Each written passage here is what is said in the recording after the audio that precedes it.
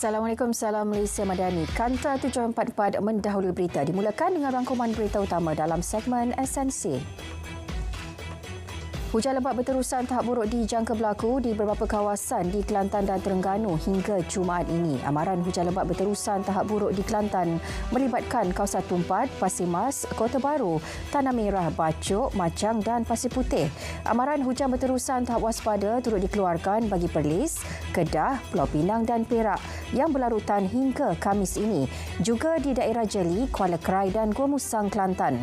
Di Pahang pula melibatkan Jerantut, Maran, Kuantan dan Pekan hingga Jumaat ini. Perkembangan banjir di Terengganu terus mencatatkan peningkatan dengan Dungun menjadi daerah terbaharu terjejas. Jumlah penduduk terjejas banjir meningkat kepada 4,476 orang. Sekretariat Jawatankuasa Pengurusan Bencana Negeri memaklumkan 6 daerah direkodkan iaitu Kuala Nerus, Kuala Terengganu, Marang, Setiu, Besut dan Dungun. Daerah Kuala Nerus terus mencatatkan penduduk terjejas paling tinggi iaitu 1,486. Sementara itu, di Kelantan, jumlah penduduk terjejas banjir meningkat kepada 321 orang daripada 81 keluarga. Kesemua penduduk berlindung di 6 PPS membabitkan jajahan Pasir Putih, Bacok dan Machang. Menurut portal info bencana JKM, jumlah penduduk terjejas banjir di PPS SK Dalam Ru paling ramai dipindahkan di Pasir Putih apabila 197 orang daripada 52 keluarga dipindahkan setakat ini. Ke arah mengangkat martabat Mahkamah Syariah, kerajaan setuju tubuhkan satu jawatankuasa khas yang diperakui Majlis Raja-Raja. Perdana Menteri menjelaskan jawatankuasa itu akan meneliti dan berbincang dengan mufti serta semua pihak berkaitan bagi menentukan peraturan yang boleh dilaksana dalam meningkatkan bidang kuasa Mahkamah Syariah. Kelantangan Malaysia memperjuang isu Palestin di pentas dunia bertujuan memastikan tindakan lebih berkesan diambil untuk hentikan kekejaman Israel. Tegas Perdana Menteri, ia tidak hanya libatkan soal agama tetapi perlu dilihat dari sudut kemanusiaan. Beliau membidas pihak mempersoal tindakannya menyuarakan isu Palestin dan mendakwa beliau tidak mengendahkan masalah yang berlaku dalam negara, khususnya melibatkan golongan minoriti. MIMOS berhad dilantik sebagai agensi pelaksana program Identiti Digital Nasional IDN atau Digital D dengan peruntukan awal sebanyak RM80 juta. Perdana Menteri berkata peruntukan disalur minggu depan bagi menyegerakan pelaksanaan program berkenaan. Pelaksanaan Digital ID mampu tingkatkan keupayaan transformasi digital selaras pendekatan negara madani.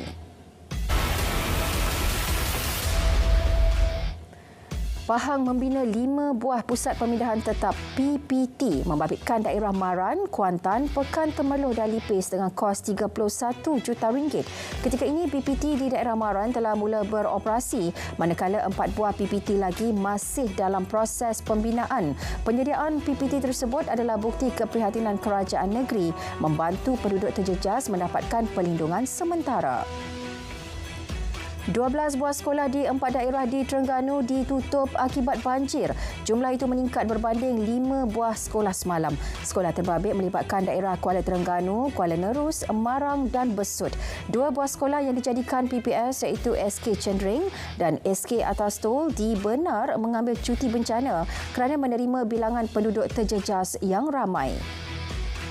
5 sekolah swasta di Johor dikejutkan dengan kiriman email mendakwa bahal letupan telah ditanam di kawasan sekolah berkenaan. Ketua Polis Johor berkata email itu diterima pada pukul 11 pagi sehingga 6.18 petang semalam. Bagaimanapun, hasil pemeriksaan pasukan unit pemusnah bom yang turut disertai anjing pengesan tidak menemui objek mencurigakan. Seluruh kawasan sekolah dilaporkan selamat. Di Pulau Pinang, 2 sekolah antarabangsa menerima ancaman bom menerusi email bertajuk bahal letupan telah ditanam di sekolah. Pemangku Ketua Polis Daerah Timur Laut berkata, email tanpa nama tersebut diterima pada pukul 11.20 pagi dan 12.27 tengah hari. Bagaimanapun, hasil siasatan unit pemusnah bom dan unit anjing pengesan tidak menemukan sebarang unsur mencurigakan. Sebuah sekolah antarabangsa di Ipoh, Perak turut menerima ancaman bom yang dihantar melalui email. Ketua Polis Perak berkata pihaknya menerima maklumat daripada pegawai sekolah berkenaan pada pukul 10.10 pagi. Sepasukan anggota dan pegawai polis dibantu unit pemusnah bom IPK Perak ke sekolah berkenaan bagi melakukan pemeriksaan menyeluruh. Namun tiada sebarang objek meragukan ditemui. Sementara itu, Ketua Polis Negara mengesahkan pihaknya menerima 19 laporan ancaman bom di beberapa buah sekolah seluruh negara. Menurutnya, ancaman itu dihantar melalui 2 akaun email yang baru dicipta. Siasatan lanjut PDRM mendapati email ancaman tersebut adalah palsu. Pihaknya memandang serius sebarang ancaman berkaitan bom dan akan melakukan siasatan segera tanpa gagal. Sindiket pengedaran dadah yang dipercayai aktif sejak awal tahun 2022 tumpas dengan penahanan 3 suspek warga tempatan dalam 2 serbuan berasingan. Turut dirampas pelbagai jenis dadah bernilai hampir 7 juta ringgit.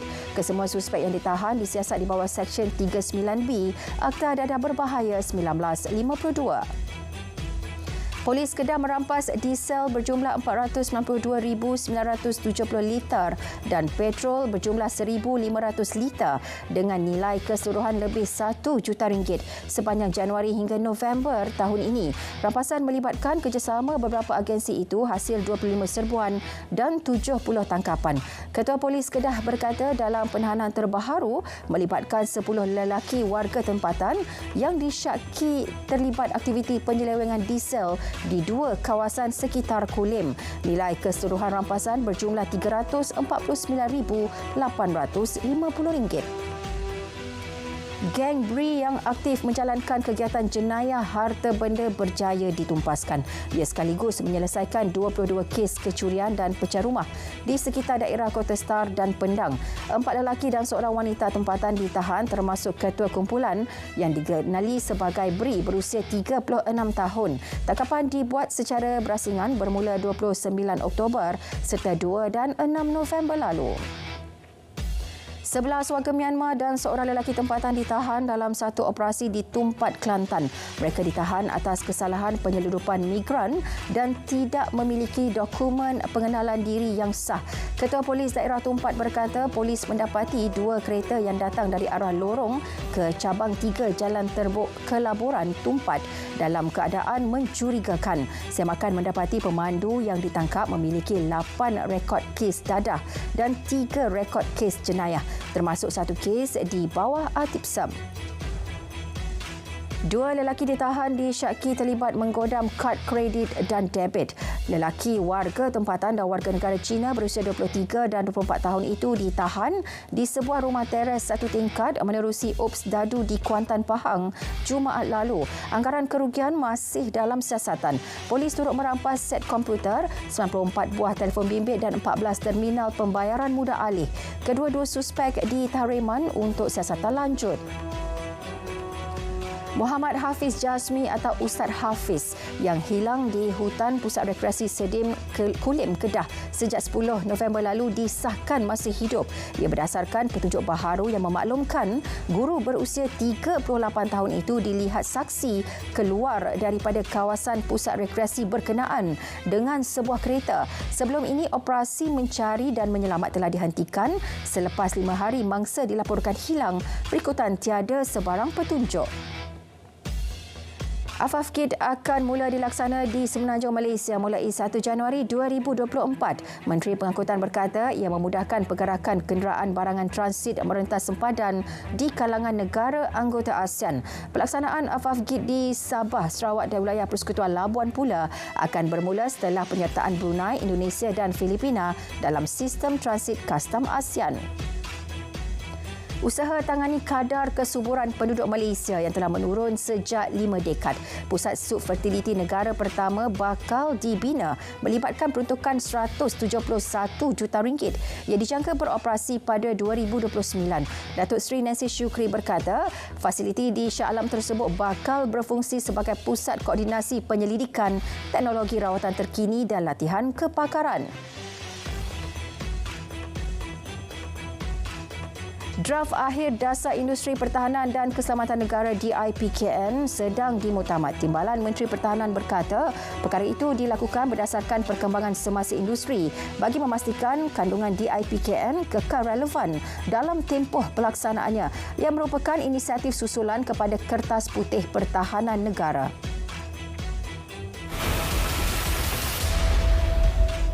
Malaysia berjaya memperoleh RM63.02 bilion komitmen pelaburan langsung asing FDI dari Amerika Syarikat. Ia hasil misi perdagangan dan pelaburan ke negara berkenaan yang turut menyaksikan mesyuarat secara bersemuka Perdana Menteri dengan beberapa syarikat dari negara berkenaan.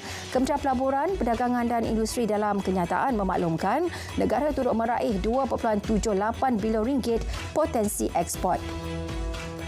Majlis Kerjasama Ekonomi Digital Malaysia-China MCDC mengumumkan syarikat China akan melabur RM100 bilion dalam tempoh 5 tahun di Malaysia melalui inisiatif Right Madani. Ia berperanan memacu aspirasi digital negara serta matlamat kelestarian alam sekitar. Usaha Persatuan Industri Komputer dan Multimedia Malaysia PIKOM disokong dalam memupuk ekosistem ICT yang lestari serta menerajui inisiatif yang selari dengan agenda pembangunan negara. Perkembangan dan pembangunan industri perabot hijau berpotensi menjadi sebagai the next $1 trillion business. Timbalan Perdana Menteri berkata, industri itu dapat meningkatkan industri perabot selain menyumbang kepada peningkatan ekonomi hijau di negara ini. Pembuatan perabot hijau yang menggunakan bahan semula jadi dan tidak mengandungi bahan berbahaya berupaya mengurangkan pencemaran alam sekitar. Kerajaan optimis syarikat pembuat kenderaan tempatan mampu mengeluarkan kenderaan elektrik EV nasional pertama menjelang 2025. Tengku Datuk Seri Zafrul berkata, dari segi teknologi, pembuat kenderaan tempatan telah memulakan proses R&D termasuk pelaburan dalam pengeluaran produk EV pertama negara. Beliau menyarankan lebih banyak syarikat pengeluar EV menjalankan pemasangan tempatan di Malaysia supaya boleh menawarkan harga yang berpatutan. Kerajaan akan mengumumkan mekanisme untuk memohon skim penggunaan motosikal elektrik pada 8 Disember ini.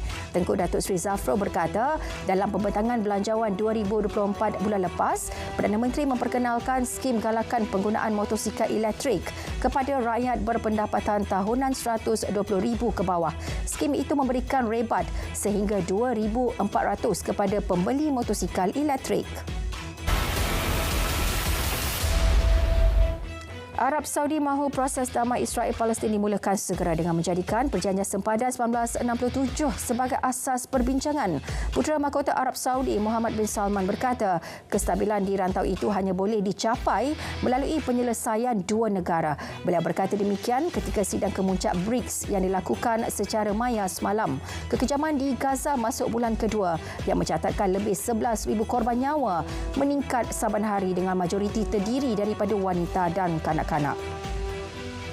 Sementara itu, Presiden Rusia Vladimir Putin menyeru penyelesaian politik di Gaza.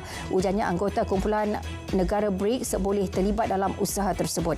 Ketika sidang kemuncak BRICS yang dilakukan secara maya, Putin sekali lagi menyalahkan krisis Timur Tengah atas kegagalan diplomasi Amerika Syarikat di rantau itu. Selain Rusia dan Arab Saudi, BRICS dianggotai Brazil, India, China dan Afrika Selatan. Ia telah bersetuju pada Ogos untuk membuka keanggotaan dengan menambah Arab Saudi, Iran, Ethiopia, Mesir, Argentina dan Emirat Arab Bersatu sebagai ahli baharu.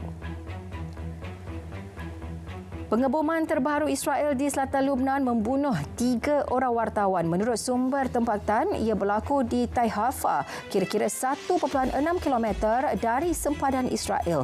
Antara terlibat koresponden Farah Umar dan juru kamera Rabih Memari. Pengarah saluran televisyen Al-Mayadin, Qassam bin Jido berkata, ia serangan yang dirancang dan tidak berlaku secara kebetulan.